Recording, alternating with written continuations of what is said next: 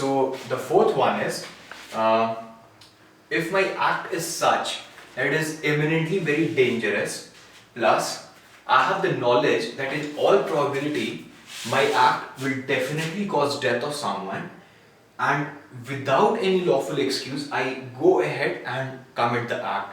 So there are three parts in this. The act should be imminently dangerous. I have the knowledge that in all probability it will cause death, and yet without any lawful excuse I go ahead and kill someone. The best example of this would be a person who shoots at a crowd indiscriminately without having intention of killing one specific person. So that is an imminent dangerous act, because you are shooting someone at a crowd. So you have a knowledge that in all probability someone will definitely be killed within the crowd, and without any lawful excuse you go ahead killing someone. So this is the entire difference between culpable homicide and murder. So whenever there is intention, that would be murder. Culpable homicide is a weaker term, and the punishment prescribed for culpable homicide is also a little weaker. And murder, as you all know, has the maximum amount of punishment prescribed, that is the death penalty, capital punishment, or life imprisonment. So when there is intention, it is always murder when we are able to ascertain the intention. Thereafter, we have to ascertain whether there was intention and the knowledge of victim's special condition, or intention and of causing bodily injury which is sufficient in ordinary course to cause death, or an imminently dangerous act and the knowledge that it will in all probability cause death, and without any lawful excuse we go ahead and kill someone. So this is the difference between culpable homicide and murder. Now we come to certain exceptions to murder. Now the first exception to murder is grave and sudden provocation. Now what is grave and sudden provocation is that one person is deprived of his self-control. Now the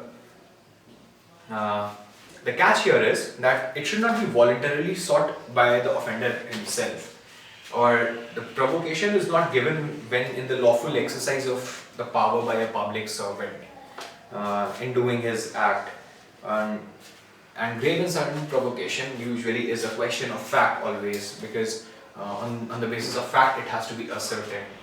Now the test for grave and sudden provocation, the court has devised in a lot of cases that the test of grave and sudden provocation would be that whether a reasonable man belonging to the same class of society as the victim as the accused was placed in a similar situation would be so provoked as to lose his self-control. So these are the 4 points which we have to remember, which are the test that has been laid down for ascertaining whether there was grave and sudden provocation or not. So a reasonable man belonging to the same strata of the society, belonging to the same class of the society as the accused, if he would be placed in a similar situation, whether he would be so provoked as to lose his self-control or not is the test.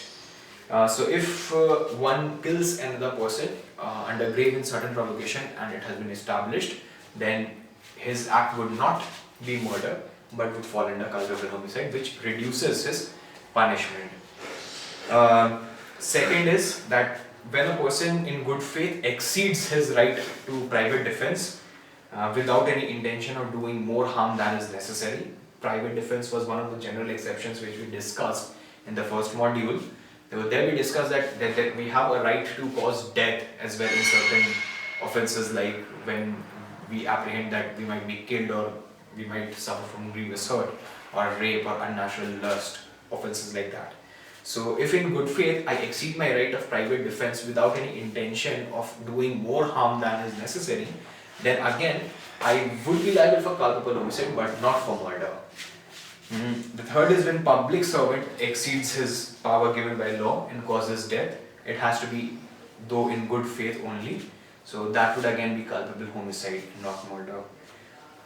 The fourth is that in a sudden fight of heat and passion, upon a sudden quarrel. Now this should not be gruesome or macabre, like we say, and it should not be more than what is necessary.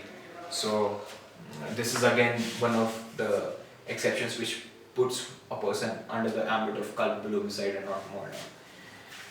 And the fifth is, it would be culpable homicide and not murder if the person is above 18 years of age and he takes the risk with his own consent. So if I give a consent to one of my friends to aim in my direction and shoot, and I'm above 18 years to give my consent, a valid consent, and I'm hit, so the person shooting me would not be liable for murder but would be liable for culpable homicide.